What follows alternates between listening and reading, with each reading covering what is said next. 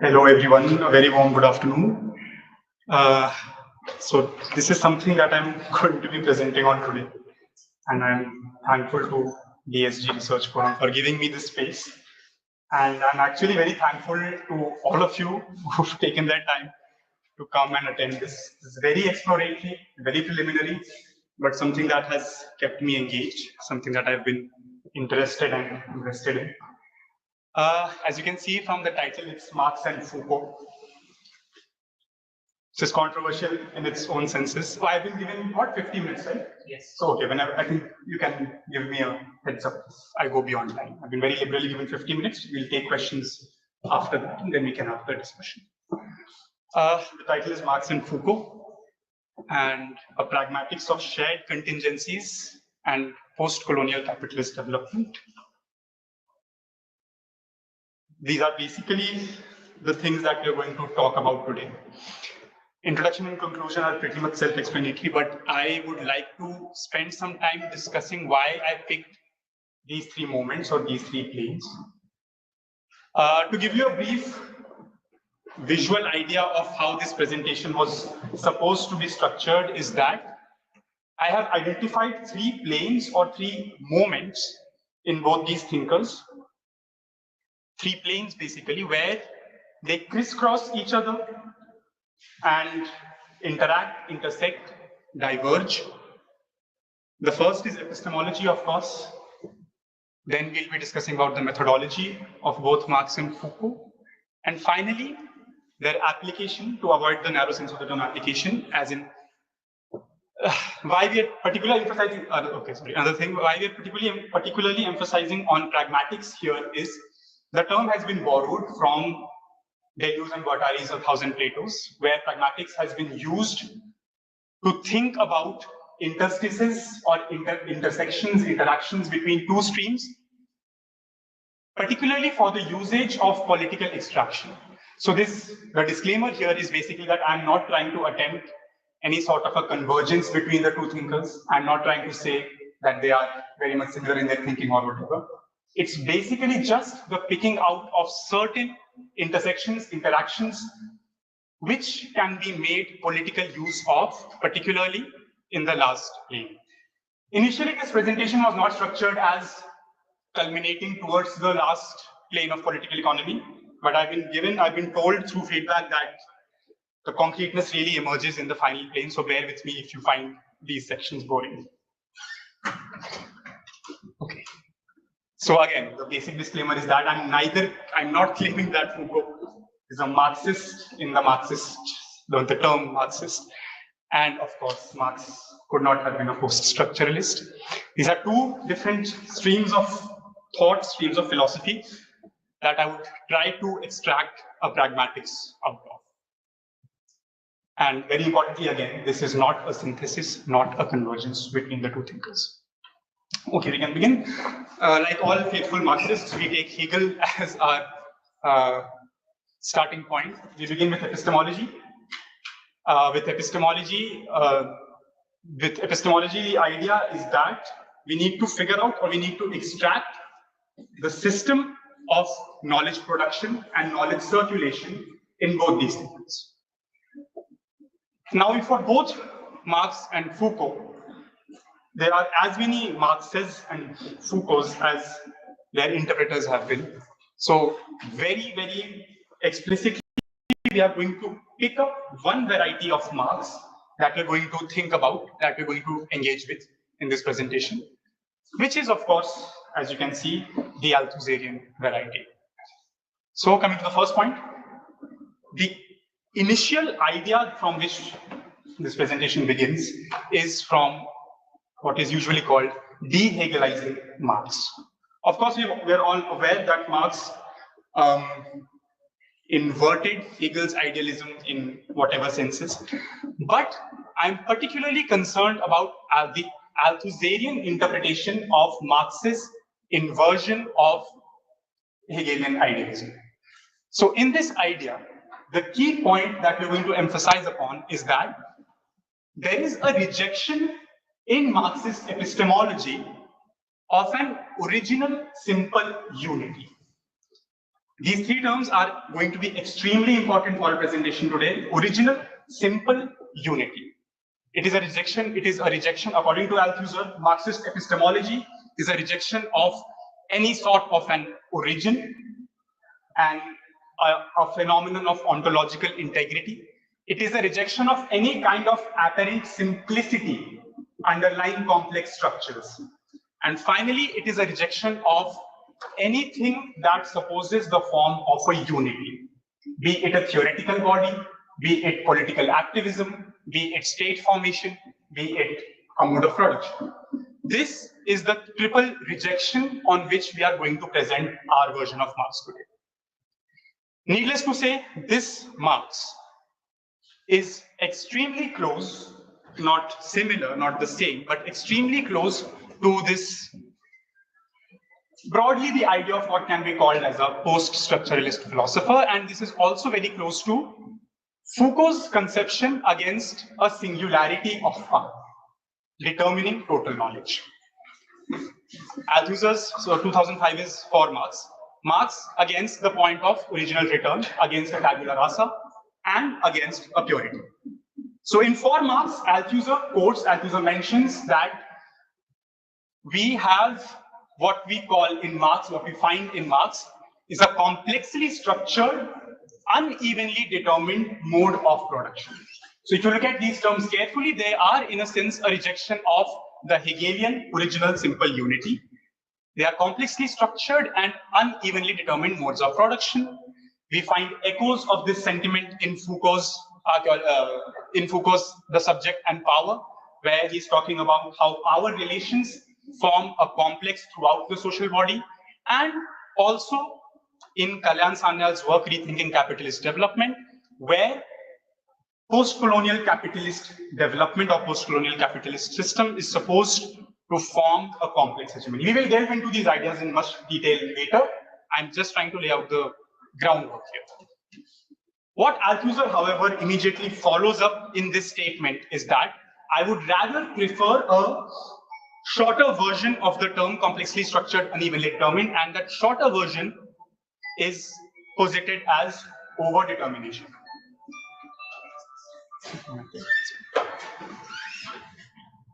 All right.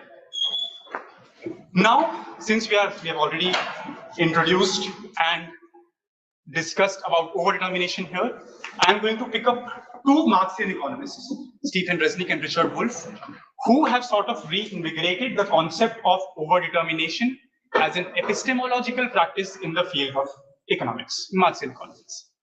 For them, one of the basic definitions of overdetermination is that it implies a mutual constitutivity between entities. So there is, in a sense, a rejection of a singular cause to a singular effect. Rather, there is a sort of a mutual constitutivity between whatever entities that are being analyzed. For them, this root of overdetermination as an epistemology lies in the Althusserian roots of overdetermination in Marx, which is essentially the rejection of essentialism. The rejection of essentialism here basically entails the idea that any apparent complexity, any apparent social complexity cannot be reduced to a single simplicity lying at its core, which manifests itself in whatever is apparent. So it is a rejection in that sense of an underlying essence to social phenomena. Most importantly, this idea of overdetermination is reflexive for Marxist epistemology. This might be a bit tricky, but I'll try to simplify. The idea here is that overdetermination and this kind of Marxist epistemology is reflexive upon itself. It means that it takes itself into account as a theory which is overdetermined. And what they argue is that theories which do not have this overdeterminist lens or this overdeterminist acknowledgement of themselves are actually what they call as ideology, which we will discuss further. But here the idea is that what theory itself is actually varies from theory to theory. Like there is no universal objective definition of what theory is supposed to be. What theory itself is differs from what Marxian theory thinks theory to be. It differs from what, let's say, neoclassical theory thinks theory to be. It differs from what Keynesian theory thinks of itself as a theory. Key difference here, according to Resnick and Wolff, is that Marxist theory acknowledges its existence in a world of difference. It acknowledges its existence as a theory existing amongst multiple theories and claims no central explanatory power of, explaining or having the ultimate cause or explanation for any social phenomenon. Now, from here, we've discussed Marx, Althusser, and Resnick and Wolff. We'll now come to Foucault. Similarly, as we have been discussing, in Foucault's, this is the history of sexuality, Foucault rejects an original desire, an origin, a starting point of ontological integrity. It's Judith Butler from Gender Trouble. Foucault also similarly, in that sense, is against what can be thought of as economic and libidinal essence, because in the history of sexuality, Foucault is dealing with desire as such. He's against any kind of an essence which is formed prior to discourse. Essence itself becomes a product of discourse in both Althusser's and, not exactly similarly, with some difference in Foucault's analysis. Then Foucault goes on to argue, we now arrive at the idea of power, which is again going to be one of the key concepts that we'll discuss today. Foucault's 1982 work argues that power and the relations within which it is exercised are co-extensive and co-constitutive. What this is supposed to mean, apparently, is that you cannot think of or you cannot conceptualize power as a pure, temporally prior and ontologically integral entity without examining or without looking at the relations in which power exists. There's no such thing as power for its own sake, or one singular power pulling the reins of everything in a society. In other words, power and its relations are overdetermined by each other. So in this sense, we find again a similarity between Foucault's understanding and what can be thought of as Resnick and Wolff thinking about power. There is no pure power in absence of a relationship, and similarly, there is no relationship in absence of a power. This is again from Judith Butler, Gender Trouble. And again, one of the key points that we will come to later, very importantly, is the idea of what power is supposed to do. This is an extremely crucial intervention by Foucault, which is radically different from what the psychoanalysts of their time, Lacan et al., had thought of as power.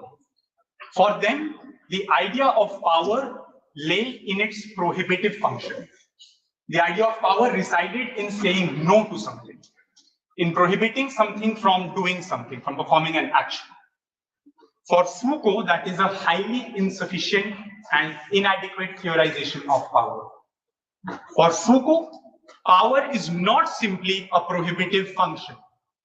It does not simply say, no, you can't do this.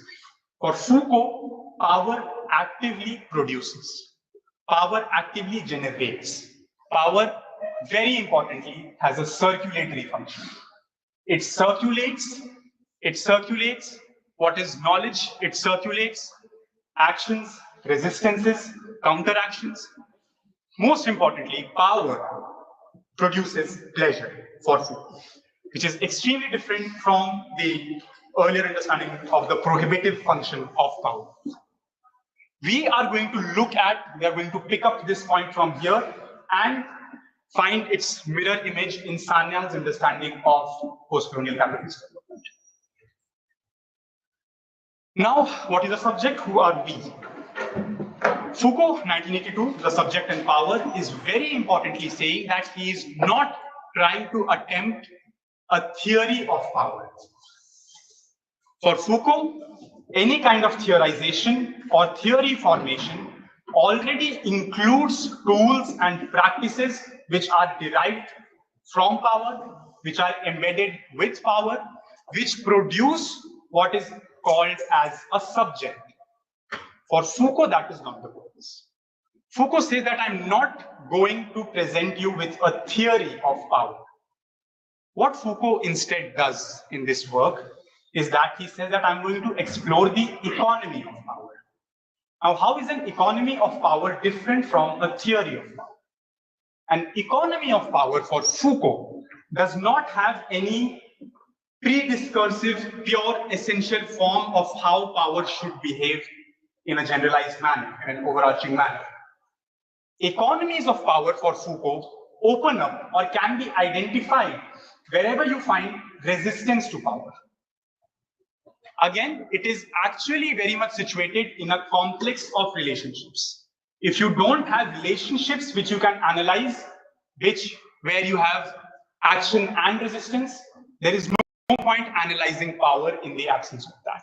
Similarly, there is no point arguing for an overarching theory of power without going into the micro details of how they act out in relationships. Three key concepts again that we are going to present from the same work is objectivization, subject formation, and individualization. These three terms, somewhat similar but slightly different, are going to form the central tenet for why Foucault says what essentially is the idea of the repressive mechanism of power. The idea for objectivization, subject formation, and individualization is that people who engage in theory or tools that are produced through theory often end up having subject formation and objectivization as their end product. Individualization is again a tactic, which is a tool which is very helpful for power to govern and manage what is understood as a population.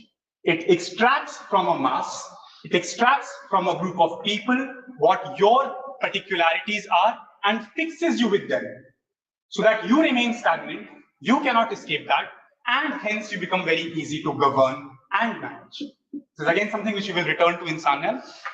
But importantly, when Foucault is saying that he's interested in analyzing an economy of power as opposed to a theory of power, there is a claim to be made for partiality against totality in social analysis. This is similarly echoed in Resnick and Wolff, 1989, Knowledge and Class. For them, the idea is that class analysis per se for Marxian theory should not present an overarching or essentialist idea of the fact that class is supposed to explain everything going on in the society.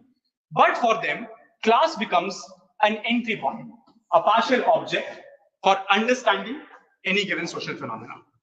Similarly, there is also the idea that Foucault and these people have been against functionality,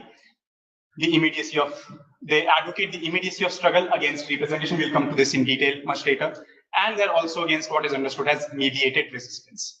But what is interesting in all of these thinkers is that we can maybe exclude Foucault from it, but the others, what's interesting here is that all of them remain committed to using Marx as an intellectual thinker within whose framework they are developing whatever they're developing. Their criticism, in fact, is against a particular stratification of academic, institutional, and party form Marxism present in the context in which all of this is being written. But what I wanted to highlight was that they remain, for the lack of a better word, faithful to Marx in that sense. Now we have something called Foucault's Marx. Yes, so this 2016 thing is actually a lecture by Foucault. This is called The Mesh of Power. And here Foucault is arguing that in order to understand what he has been discussing or describing as the economy of power, the epistemology that he uses is actually the epistemology of none other than Marx. It is Marx who helps him to actually discover the tool set, the toolkit to understand how an economy of power actually functions. Foucault invokes Marx, this is Capital of course, Capital's volume 1, as the epistemological method which he picks up to study power. He's actually being very appreciative of Marx's method and everything. But it's a very important distinction that Foucault makes here from the prevalent kind of Marxism during that time. Foucault argues that there is in Marx a multiplicity of powers. This is something which is extremely opposed to the kind of institutional Marxism or academic Marxism that they've been writing against. The idea that for Marx, capital and class, so to say, form one big power with a capital P, somewhere centralized, pulling the reins for everything, is not something that Foucault finds in Marx. What Foucault finds in Marx is something which is completely different. Foucault argues that in Marx, you will never find this kind of a singular power. In Marx, what you will find instead are the terms that he uses are relative, hierarchical, and autonomous zones of power coursing throughout the social body in its multiplicity. And now, from this, Foucault really appreciates Marx for having this radical break, radical departure from the idea of power as propounded by Rousseau. The difference here is that for Rousseau, power as such was instituted in the form of a state, then diffused locally and regionally to microstates. For Foucault's Marx, that is not the case. For Foucault's Marx, power has been coterminous, co-constituted in all of these microsites before the formation of something called the modern state. I mean, the idea is that there has been, again, the term that we're going to use a lot is there has been a technology of power already always existing everywhere, be it the workshops, the family, the church, army, the field, anything. These have been microsites of power harnessing their own technology of power from which the state, whatever the state is supposed to be, picks up, borrows, and uses for its own purposes the idea of power. So it is in that sense a complete reversal of the idea, and it is from the state, a centralized organ, that power is then diffused to these local and regional microsites. The state, the monarch, and I. Foucault then goes on to blame the social democrats for Rousseauifying Marx, capital. Marx's theory of power to a juridico-legal superstructure of reproduction. So Foucault's claim here is that it is actually the social democrats succeeding Marx who sort of imbibed in Marx this idea that the state is simply supposed to be a superstructure for reproducing whatever goes on in the base in terms of power relations. But that is something that Foucault, actually this is Foucault's term, Foucault says that they wanted a bourgeois Marx which could suit their bourgeois needs. This is his critique of the social democrats of that time. Then, this is the state, then coming to the monarchical mesh of power. So this is the article is actually mesh of power.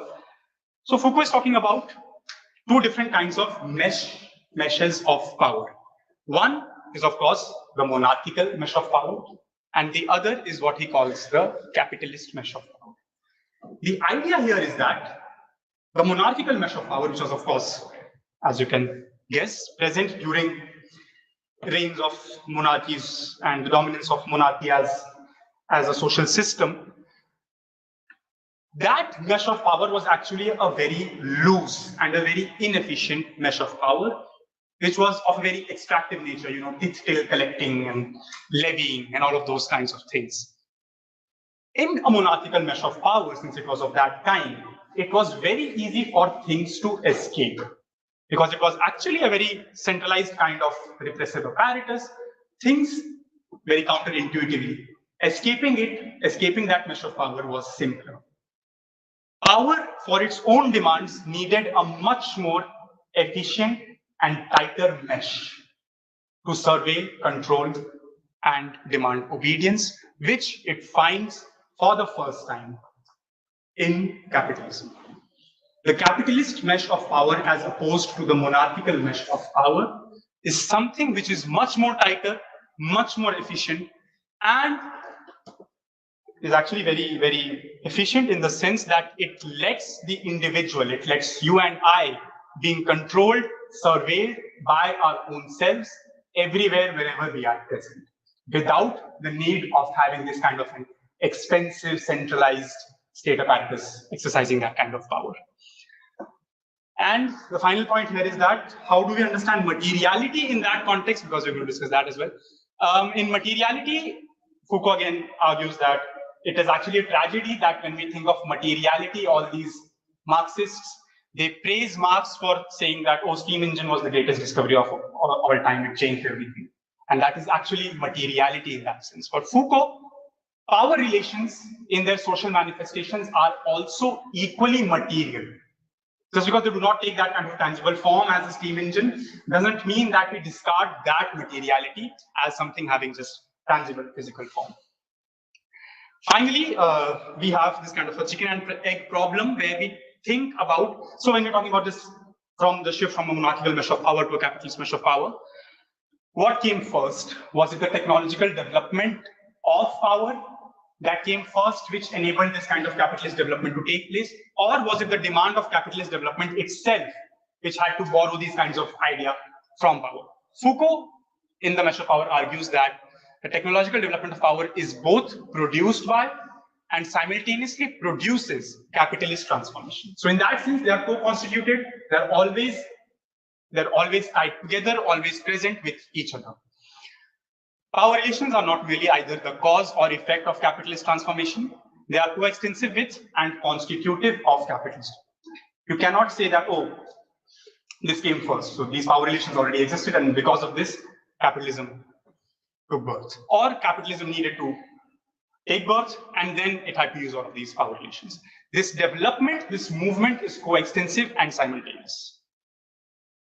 This is a wonderful quote, a quote which I really like. I'm sorry for its length, but I would really like to read it out. It clears a lot of things about where Foucault is drawing all of his inspiration from.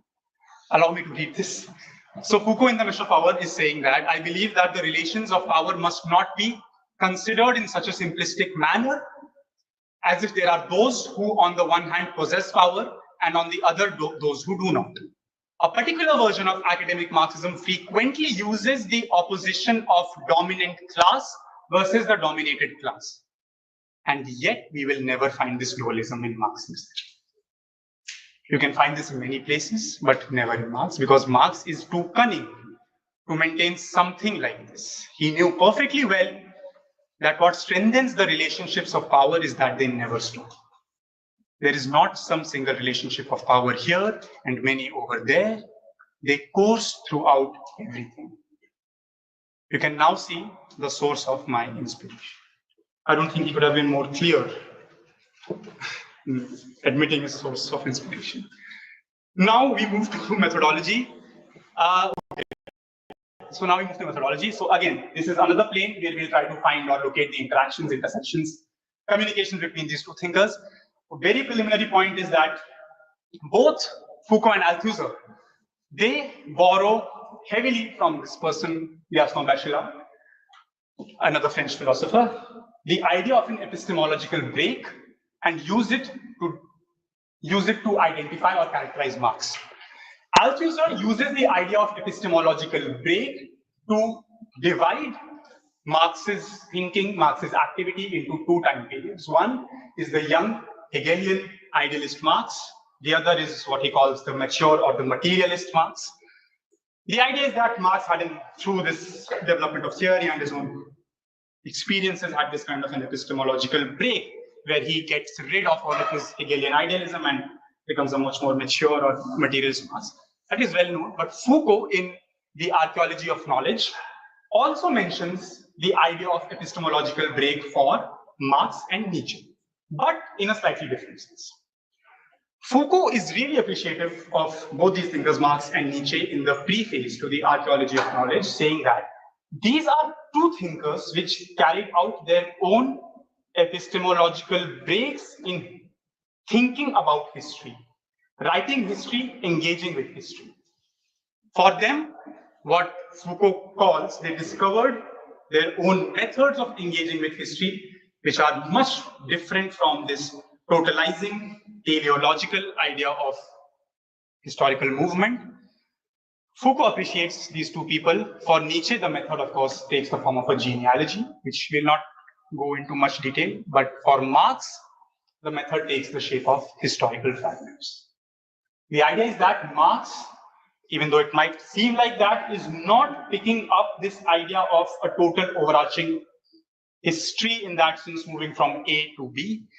The idea is Marx inspects what he calls places of his choice, realms which he wants to explore.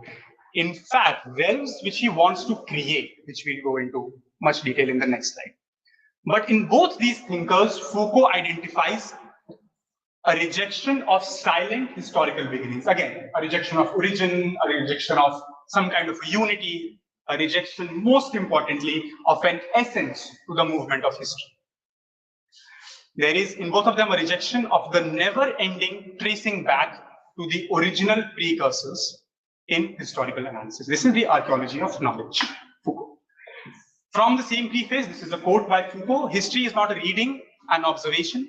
History is what actively constructs and transforms documents into monuments.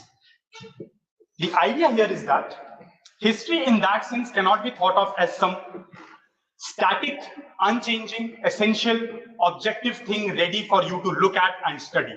The idea is that whoever is engaging with history in their own method actively forms a historical method, actively extracts from themselves their own personal intuitions, or not personal, but discursive intuitions of what their history is. He very clearly identifies Marx as a precursor for this kind of radical break in historical thinking. We'll take a quick detour to Silvia Federici so that we can understand this point better. This is 2021 Patriarchy of the Wage. In Federici's critique of Marx, when Federici is critiquing Marx, that Marx did not account for unpaid work, domestic work in his model of capital, or let's say the housewife as such in Capital. It is not because he was simply a misogynistic white European man. That could have been the case, but that is not the idea what Federici is saying, why he does not take into account all of that. The idea is that for Marx is not ignorant of all of that. The idea is that Marx deliberately created his own kind of historical abstraction to not engage with that.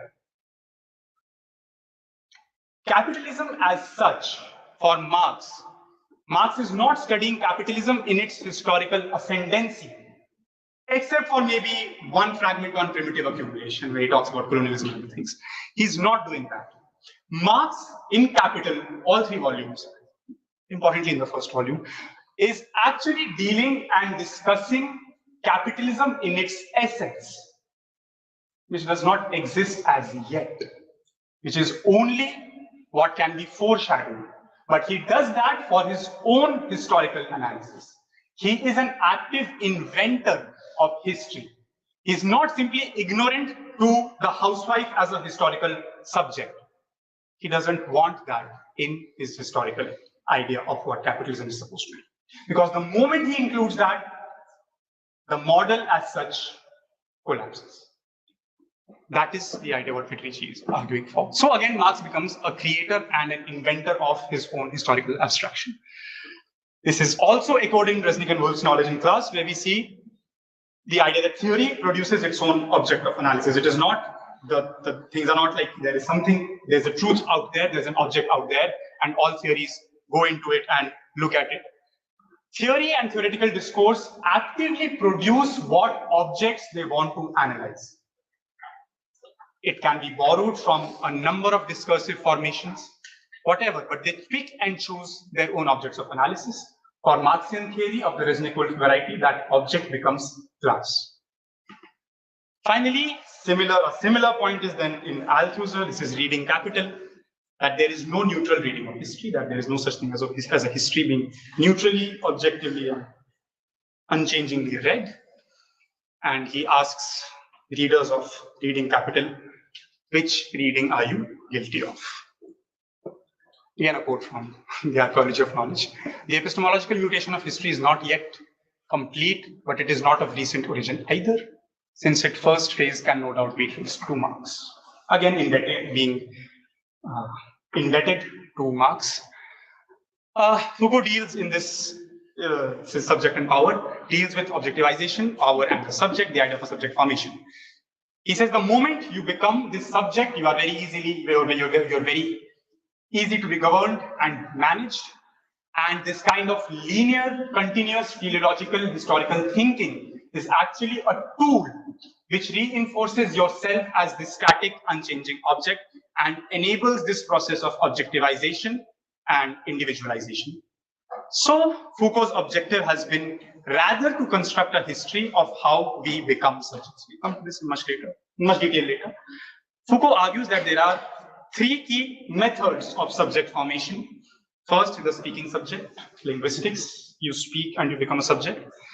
The other is the laboring subject through the discourse of economics. You work and you become a subject. And finally, there's the subject who is alive. You breathe and you become a subject. These are the three kinds of important methods of subject formation that Foucault identifies in The Subject and Power 1982, which we'll take help from in developing our later analysis. Foucault's Marx, as we have been seeing, and Foucault himself are against this teleological continuous history as the founding function, because they argue that it serves as the founding functionality of subject formation. Similar to what Althusser pointed out, that history is essentially a process without a subject. Then Foucault also argues that Marx himself tried to decenter the sovereign subject from history by looking at economic relationships and determinations of exploitations which are impersonal, which are very, very immediate, but also impersonal and detached from who you are as a sovereign subject. But he says that there have been distortions of the original decenterings of Marx and Nietzsche. For Marx, the distortion has crept in through the idea of telos and linear stagist narrative. And for Nietzsche, again, genealogy has become teleological for later post-Nietzschean thinkers. The author is dead, we can do a joke on Nietzsche. But the important idea here is that Foucault himself argues that it is very important to decenter a subject. Something other than the author's intention or psyche unites the texts in the oeuvre. Reiterating from Resnick and Wolff, for Foucault, discourse produces its own objects of analysis. Discourses are practices which systematically form the objects which they speak of. And finally, to other thinkers, Deleuze and Guattari, also from the post-structuralist tradition, argue that speaking or discourse formation in that sense, what they call as enunciative assemblages, can extract their own material realities without or prior to the existence of such material realities. For example, the 1917 text, which is called On Slogans, which deals with the idea of workers of the world unite and proletarians of the world unite, which was used during the Bolshevik Revolution, actually extracted a proletarian class even before it materially exists. So the discourse in that sense produces very real, very material objects even prior to their existence in a vacuum. Folds of time for Foucault, like Marx, he is fond of doing this historical division, but the idea is that these historical divisions are not mutually exclusive of each other. The idea is not that, oh, this is the first thing is existed in some period of time, then the next, then the later. They do not succeed each other. Elements, facets from all of these are present in all societies. It's only a matter of what becomes dominant when. The first one is juridico-legal modality till the 18th century CE, where this was in dominance. Then the disciplinary modality till the 1970s, and then apparatus security control, the present. We'll go into a lot of detail, hopefully, in the next slides. I'm sorry.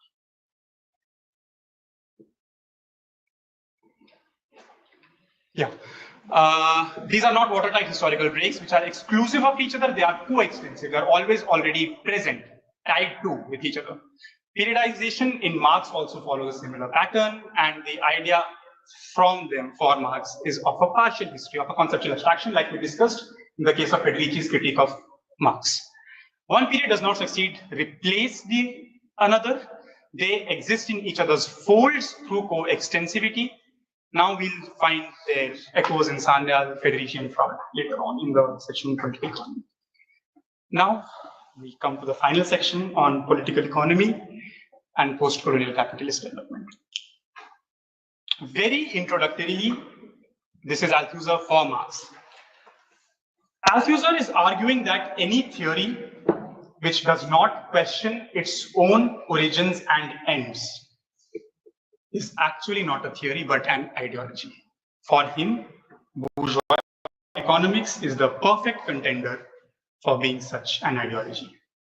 It is merely a byproduct of technical repetition rather than engaging or even questioning its own origins, ends, and partisan purposes. It then becomes for Althusser a non-theory. Theory, then, on the flip side, is something that acknowledges its existence in this difference, in this field of difference of theories. It is from here that we come at the virtue of understanding or acknowledging that contending economic theories exist. This is from Resnick and Wolff's text. It's called Contending Economic Theories.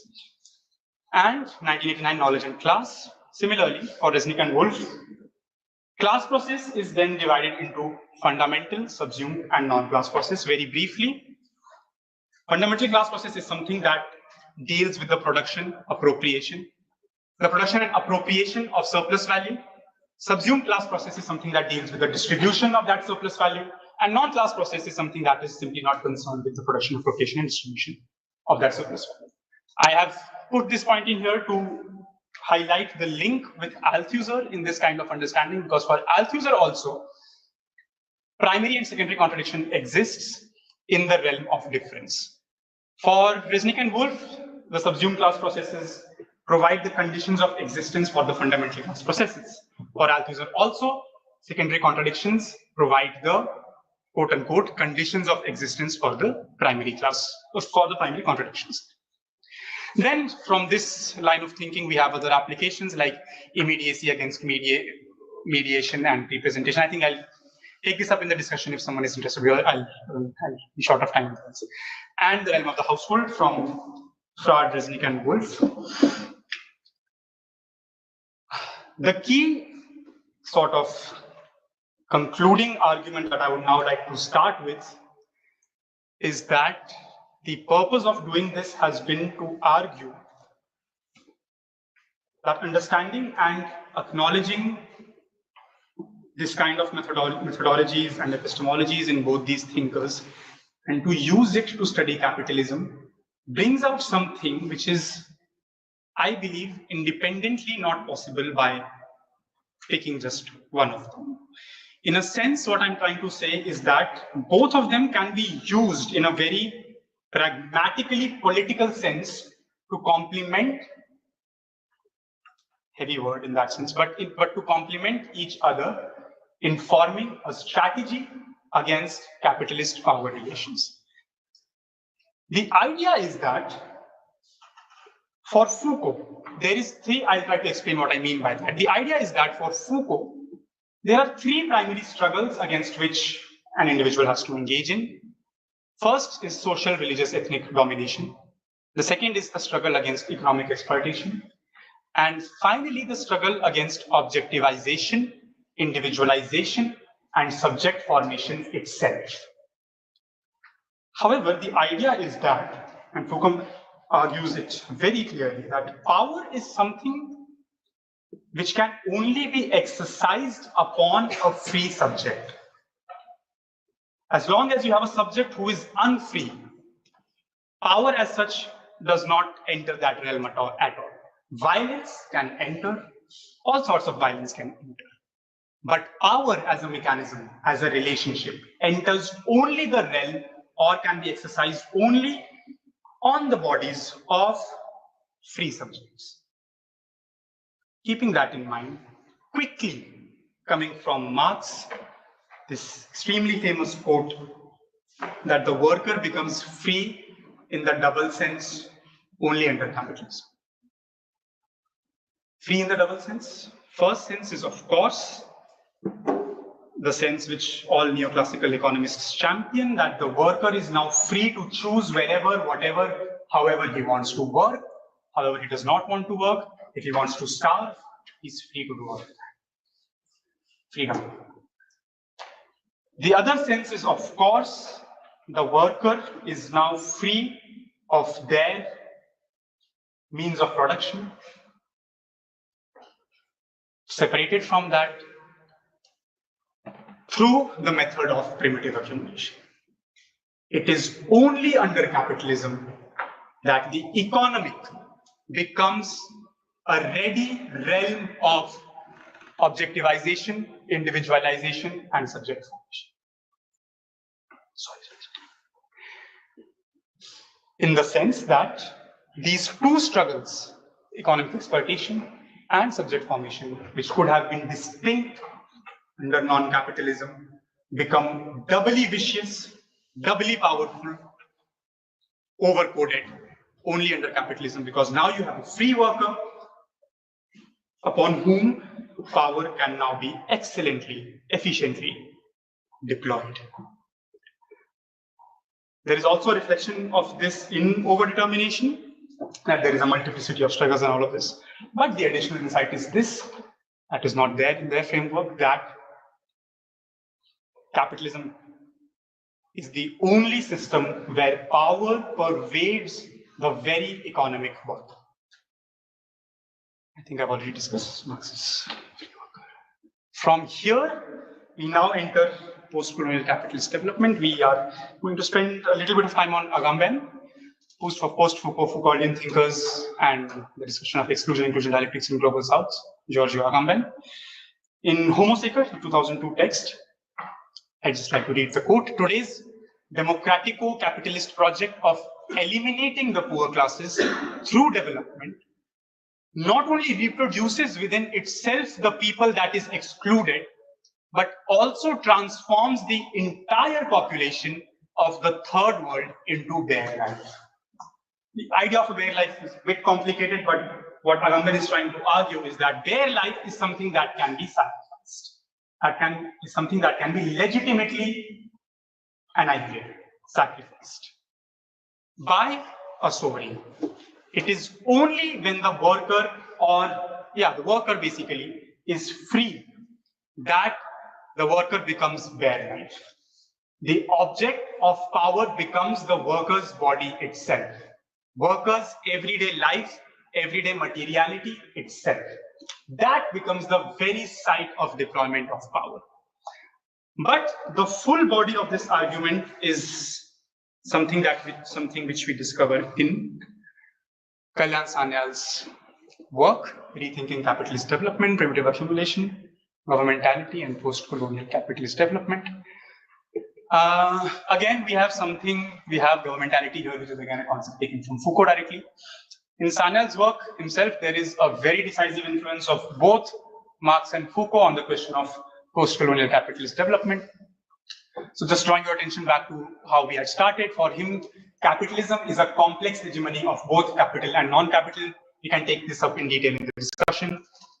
And since we have this idea of governmentality and developmental interventions, the idea is that individualization, subject formation, and biopolitics, biopower, as we had discussed in the previous slide, all of them help in augmenting what is understood as governmentality. The idea of producing a population for a particular purpose of managing them. For Sanyal, that is the main method of how what is called as the informal or the surplus population is governed in countries like India. Surplus population and the ship of fools is also an important term which Sanyal takes from Foucault's 2003 Madness and Civilization, and finally ties it all together with class, capital, and non-capital. And again, the key point here is the first point, that for Sanyal, the question of something other than the capitalist production process existing, it has been a puzzle for everyone who has thought of as economic development, that why does this non-capital, or the sector which is not properly capital, still exists after so many years of post-colonial capitalist development? For Sanyal, the answer lies in the mechanisms of power. Because for Sanyal, capital's power does not lie in suppressing or annihilating what is not capital. Capital's power does not lie in sort of destroying whatever is in opposition. Capital's power lies in actively producing, managing, and governing that kind of difference, that kind of opposition.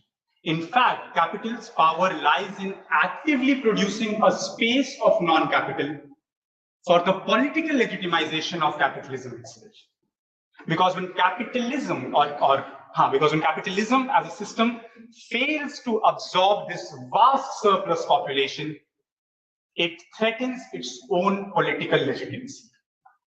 In order to accomplish that political legitimacy, it needs a space where all these surplus people, this residual population, can reside and not die.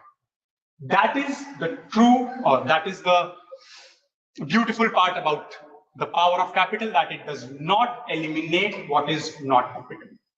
It actively produces and manages what is not capital. This is similar to the productive power of discourse, as we have most of citations discuss that. Power doesn't always suppress, but produces pleasure also. Now, power for Foucault forms the culturally contradictory mechanism that is prohibitive and generative at once. Sanyal applies this logic to the power of capital.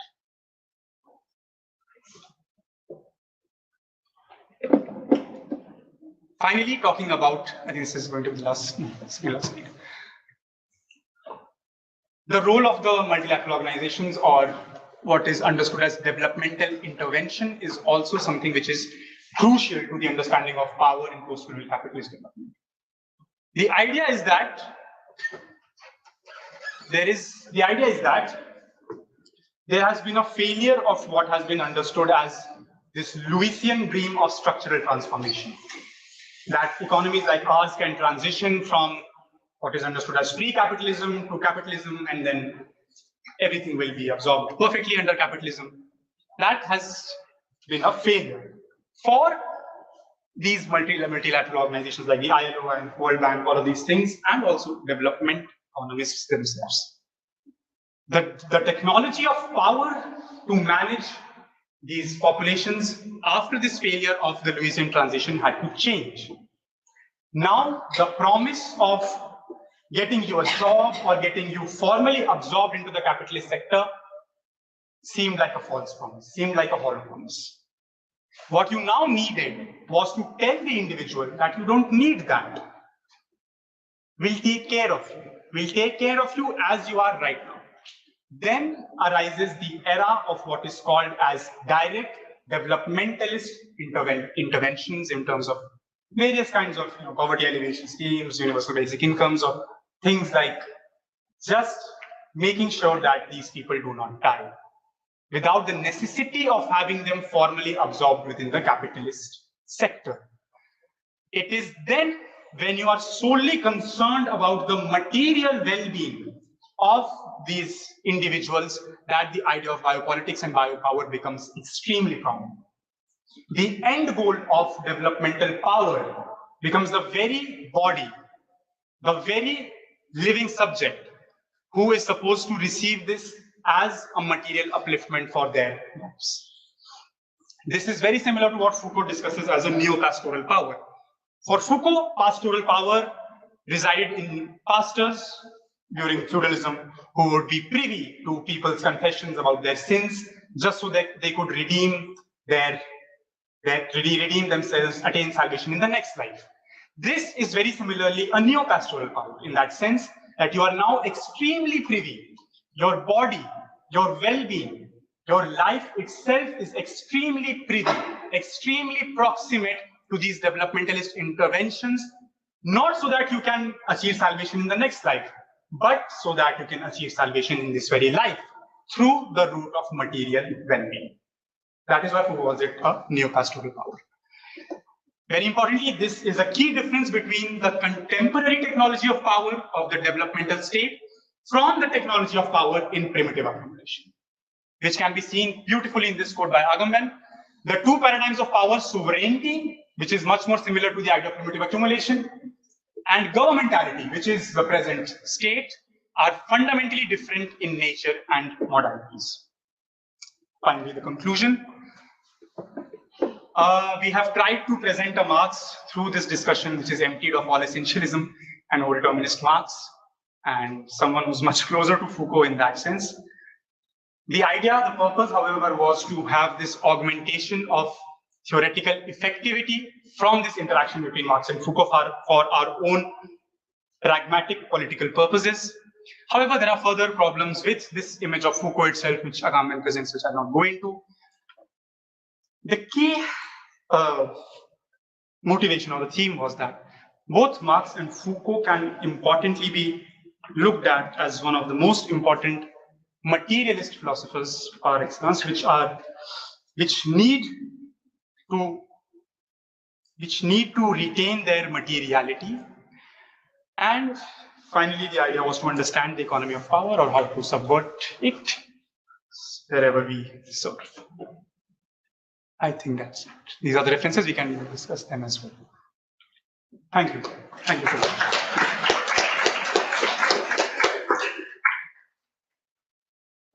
We can now, I think, do the discussion. Yeah. Thank you, Tathagat, for the presentation. Thank you. If there are questions or discussions, comments, we can discuss. Can we do conclusion like the previous lecture? Maybe I'll start actually. I have a question. So, like, in a sense, Foucault says that there's a measure of power, and your last point is basically how to subvert the power that we serve everywhere. So, how to actually create space of resistance in this measure of power, in this capitalist economy or this capitalism?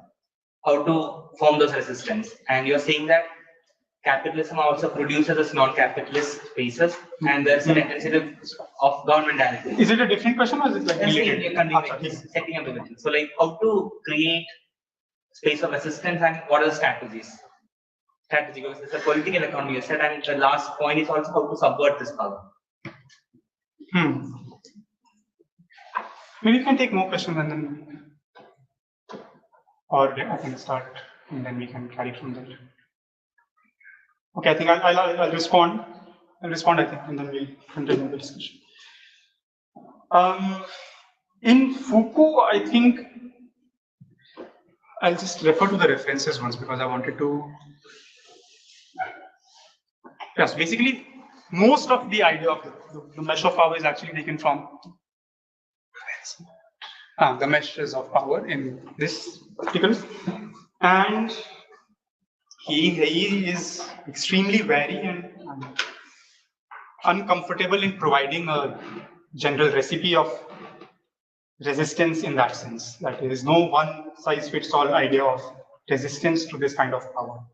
But basically, the idea, I believe, is that there is no one size fits all resistance to power because there is no one size fits all power in itself. Because for him, power is not something that is centrally organized, diffused. It is something which is infinitely pervasive throughout the course of social body in every relation that we form. Your question was how to subvert power. I don't know. That is exactly what I wanted to understand, that maybe the idea that it is not as simple as saying that we need to attack one central or one reservoir of all controlling power to, to fight or to struggle. Maybe it's not that simple. Particularly also one of the quotes that he says that power knows that its main objective is to identify or to make sure that the resistance itself doesn't stop, which is what I tried to highlight here.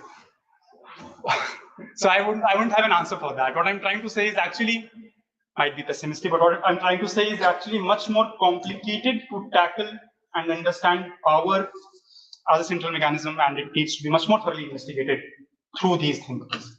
And your second thing was? That's fine. Maybe that.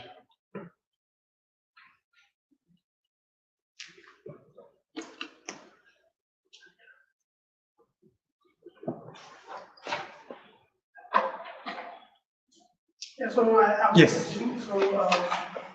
So like in the concluding slide, you talk about how like so Foucault is a materialist philosopher par excellence, but like I wanted to bring in the Althusser's critique of him. So he talks about how like I mean I wanted to ask like if I'm sorry if I missed that point, if you mean that, but like if like where would Foucault situate ideology? Because he was like very much into discourses, and that's why Althusser, what Althusser said about him is that actually that has a risk of like diluting ideology, and from that also there comes a lot of other criticism as well. So if you read Samir Amin's book, the liberal virus, he talks about how postmodernism has been nothing but just like a mouthpiece of liberalism. Yeah. He talks about that, and he also has a very good point about that. Like Samir Amin has a very interesting point when he talks about it, because they're not like he talks about that it is a bit of a superficial in a manner that it is not going to the very deep into the structure, and it is only about discourses. So don't you think that like where would you situate yourself, like when you personally, not like when you say that Foucault is a materialist philosopher by excellence, where like how will you like have that kind of a conversation with, let's say, Samir Amin or Althusser? Okay. The idea is that I'll actually go back to Althusser for this. In Lenin and Philosophy and other selected essays, Althusser's idea that there needs to be a rethinking of what materialism itself is. In that piece of work, Althusser interestingly contests this idea of historical stages notion of, feudalism, capitalism, socialism, this kind of. That is not for him materialist thinking. Materialist thinking is something which does not take essences as pre-given. It does not have an essence as such. In that context, I think when you talk about Samir Amin, then my argument would be that, okay, then Samir Amin is resorting, when you say that he does not go deeply into the structures. For someone like Foucault, structures are everywhere. There is no such thing as going deeply into the structures.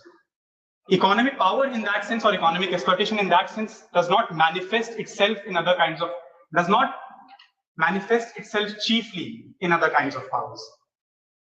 In a sense, it is not the central essence of this kind of thinking. But if you're asking, so I'm sorry, what was the question again? Like if you could specify. Like I wanted to ask about, like, firstly it was about like how important was ideology? How important was ideology? Like when he was talking about discourses, like, so like how will he respond to Althusser's critique that you are not like who would respond? Like how Foucault. like Foucault and like the people who like people who are actually like looking for Foucault, so like his proponents, how would they like understand the role of ideology? For them, there is something called power and discourse which is present everywhere. No? In every relationship, in every interaction in that sense, there is a power already present in which people inject themselves into. That itself forms knowledge. And importantly, that itself circulates knowledge in that sense. The role of ideology is not simply, falsifying or keeping you fooled. Ideology becomes active production in that sense. In that sense, whatever interaction, whatever discourse is taking place, itself produces its own ideology. That is the idea. Except for a discourse which acknowledges that it has this idea of producing an ideology.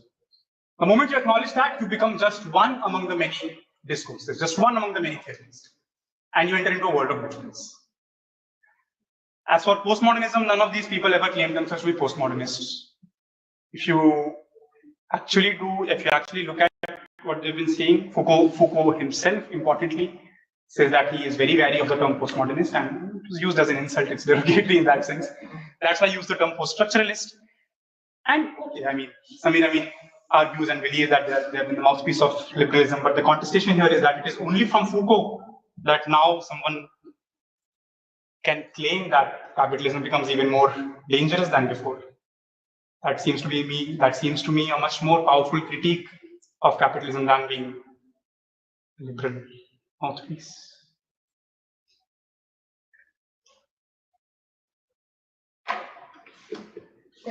There's questions from the live chat.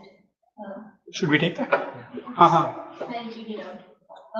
So, Shaurya Sharma is asking, how do contemporary capitalist structures contribute to global inequality, and to what extent do international institutions like IMF and World Bank perpetuate or mitigate this inequality? And there's a second question, are there effective models within capitalism that could genuinely address these imbalances? They are effective, effective models within capitalism that could genuinely address these imbalances. All right, yeah.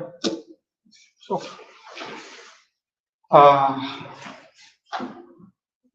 how do contemporary capitalist structures contribute to global inequality? Well, they contribute to global inequality by being fundamentally unequal structures of power and exploitation, that is there. But more interestingly, to what extent do international institutions perpetuate or mitigate this inequality? I would like to say that the very organizing force of capitalism very evidently would give us this kind of an unequal world. That's very much there. But importantly, these institutions, since they have this kind of an objective and end goal, they would propel this further. But interestingly, exactly, the idea that how do they mitigate it is exactly by taking on what are known as developmentalist interventions, where the idea is that even if you are a victim of capitalism, you are thrown out of whatever you are doing, you have no secure footing, we will make sure that you do not die, and for that you have a host of developmentalist interventions, to which the realm of economics or the discipline of economics becomes sort of a champion. The mainstream economics becomes a champion. The idea of mitigating is very important, because if you don't have that, mitigation, again, what I was saying, what Sanyal has mentioned beautifully, is that it threatens the political legitimacy of capitalism itself if you do not have that mitigation. So in order to keep secure this political legitimacy of capitalism, you need to have this mitigation, which the power of capital, in a sense, is very effective at doing. And then are there effective models within capitalism that could genuinely address these imbalances? I don't think so. There is no genuine addressal of these imbalances. What they can do and what they do is actually the management of that, and not any sort of an addressal, whatever we understand by the term addressal. They're not interested in addressing these things. What they're interested is actually managing them so that it doesn't become explosive for them. I think that is.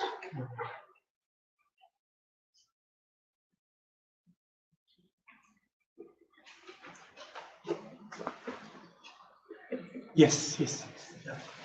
It was a great talk, really. But I was particularly interested in this one strand that you talked about, something that you talked about, that when history is written, say when Marx is writing history, it is also kind of production of history. He's picking up certain strands, he's not picking up certain strands, because he has a certain idea, he wants to write a certain kind of history. So I was thinking after that when we talk about theories or thinkers, yes, theories, is it also a kind of construction of theory that happens when we do that? And like whether this can also be seen as a construction of Marxism and Foucaultian view. This as in the presentation. Okay. Yeah, I think so. I'm not. Of course, I'm not free from that. Of course. I think. Of course.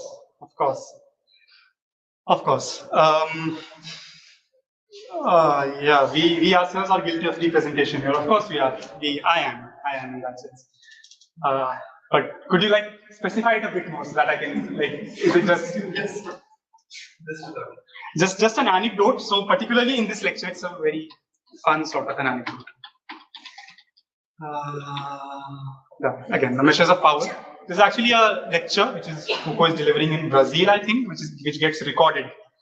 At the end of the lecture, this young woman student, so he's been lecturing all about power and everything, and this young woman student, she stands up and says, but we have been listening to you for the last 1 hour and we've been going on about power. How are you not exercising power at once?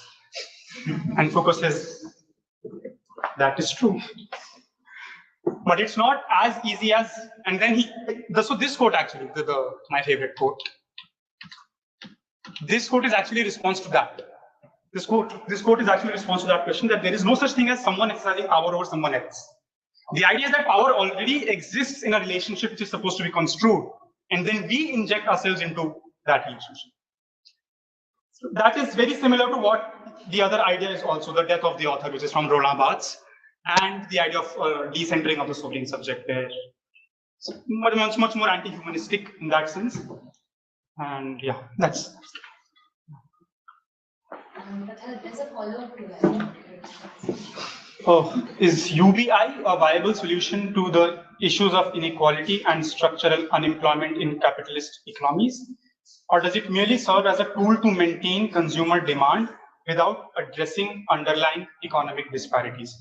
Addressing consumer demand is, of course, one of the objectives of UBI. Again, what I would try to say is that UBI, or universal basic income, can have or can unravel a host of different objectives depending on the lens which you use to look at UBI. Maintaining consumer demand is a very valid, I believe, a very valid idea. But again, it's coming from a much more economic side of the story, that you need to maintain that consumer demand so that capitalism does not have an economic crisis. Or like what I said, that it also has an extremely strong political function to ensure the constancy and the legitimacy of the capitalist power relation, and in producing this other who is not absorbed into the capitalist system but is still a recipient of, or is actively produced, participates under the hegemony, under the complex hegemony of capitalism. I have one more question. Yeah. So so when we're discussing about Marx and Foucault, so there's a concept of capitalist adaptability, that capitalism is it can adapt easily, it can adapt easily to whatever challenges it has been facing, and that's how it cohorts. So I have a doubt. So is it more structural, the adaptability is more structural or disciplinary? Both, I would say. How would you distinguish structural and disciplinary adaptability? Disciplinary, if you use the Foucault's lens, so you will talk about how it's mostly coming from the social settings. So in the basically of biopower, basically. So if you use the concept of biopower, so in that sense, that is how he will talk about the adaptability. Whereas the other thinkers, so other Marxian thinkers, they will talk about how structurally it happens by let's use an example. So for example, there was a distinction between the welfare and neoliberal economics and neoliberalism. Whenever it has been they have been talking about how there shouldn't be state intervention. Meanwhile, welfare has that kind of a concept that the state has to intervene in some important concepts. But when during a time of a crisis, it adapts itself by through these bailout packages, which can be seen as very anti-neoliberal. So in that manner, it is happening in a more structural manner rather than what will Foucault talk about in his concept of biopower. So that is a distinction that I have in mind, and I try to figure out when I'm analyzing it, how what can be more important structure of discipline. So for someone like Foucault, I don't think he would say that it is exclusively the disciplinary or exclusively the biopower which is at work. Biopower itself is a form of power which is present in all kinds of social relationships. Even if you talk about the economic, the key argument that was highlighted here, biopower will be present there because the worker is now a free subject.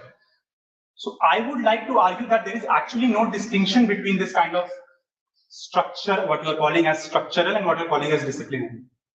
The other idea which you mentioned, that neoliberalism is against state intervention, there are several contesting claims to that, several contesting theorizations for that. For example, if you look at someone like Phil Mirowski, who would claim that neoliberalism in fact is not a rollback of the state, is not a withdrawal of state intervention. It is actually a very active and very constructivist deployment of state power to create a particular kind of society. So this idea of neoliberalism as merely being a withdrawal of state power has been seen by many as being economistic in that sense, that whenever state power is vanishing or the rollback of state is advocated, that is neoliberal. I mean that in the sense that that is on paper, like how would they project themselves to a normal audience, like like when it was rolled out, when like Thatcher, like when they were implementing it, they were like, we have to reduce the role of the state. So that is how that is what's on paper, but in reality, I know that it's not that much in practice, because like state intervenes a lot, and like that's a total facade. So if that is the case, then the state itself becomes an active site of also producing power relations, also producing power in these relations. So again, I go back to the idea that there is no distinction in that sense between what can be understood as structural and what can be understood as disciplinary. It is similar to the idea that we cannot separate the technological deployment of power at microsites from capitalist development at large. They happen coextensively. They happen in a co-constituted manner. And if you are arguing which is more important, this whole presentation, what I've tried to do is to not talk about what is more important and what is less important. What I've tried to do is to think about what all can there be and reject this kind of importance. Because when we talk of importance, we are somehow falling back to the idea that there is something fundamental or essential which can explain, or more importantly, cause everything else. For the overdeterminists like Wisnik and Wolf, that might not be the case. And that is the tradition in which this presentation has been constructed.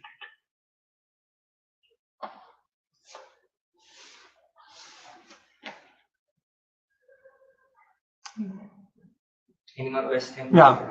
So firstly, on the matter of political economy, just on the slide, from what I'm given, from what I this slide? Yes, all over here.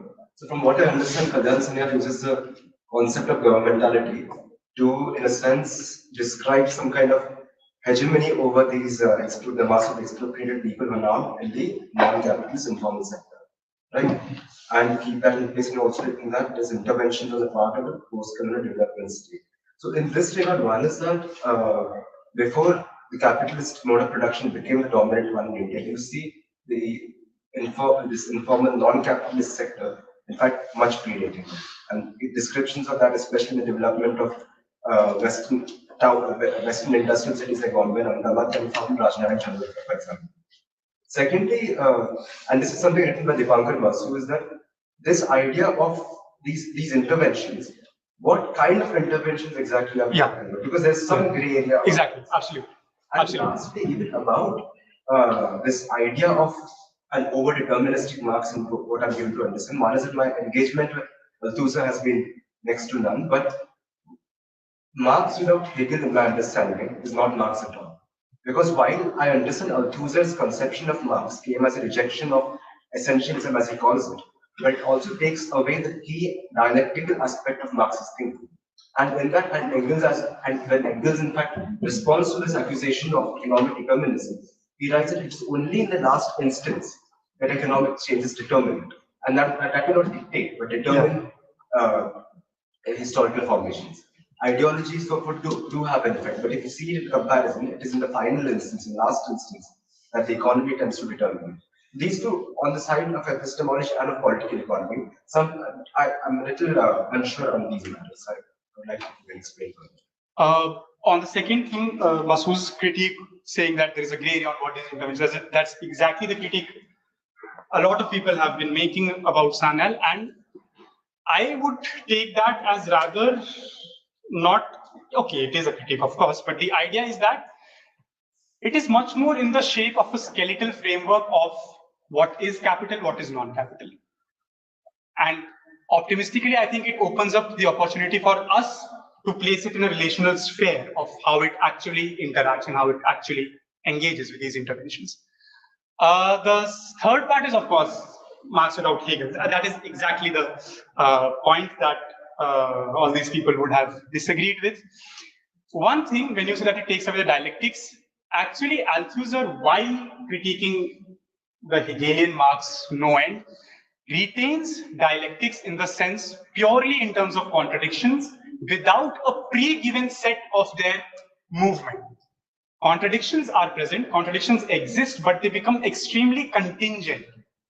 It loses that kind of predetermined or teleological understanding, that stagist understanding that this is how this is supposed to flow.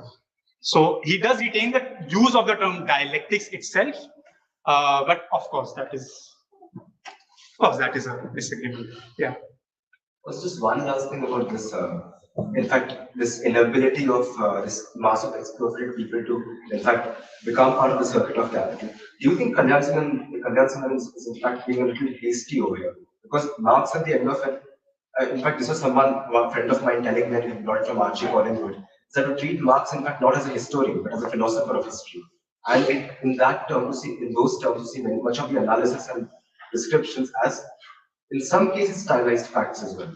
So when Marx actually speaks of primitive accumulation and the landless, the erstwhile who was erstwhile peasant entering the circuit of capital, it is over 300, 400 years.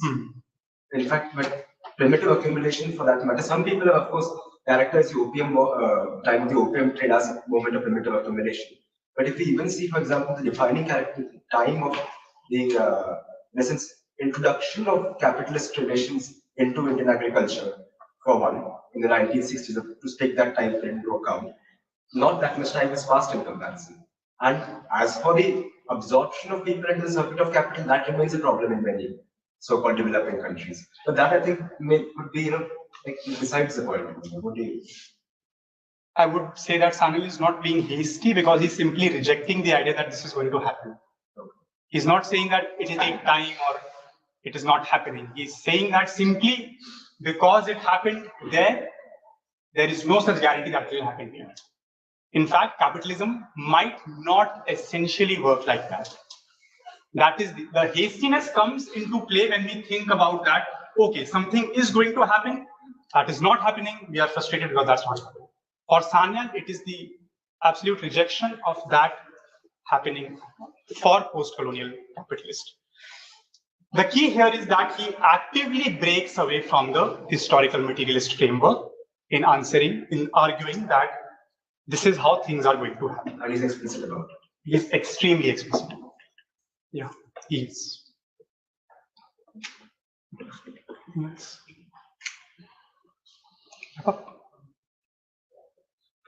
Thank you so much, guys. Thank you. Thank you. So we started this DSG research program last semester. Last semester we had Sadi presenting some of the work. We have one more this month, so we thought we'll revive it this month. Anyway, it's towards the end. So next week we have Madhu's presentation. She'll be presenting something on home as a cycle of production. That will be next Tuesday. So till then, bye. Thank you so much for coming. Thanks a lot.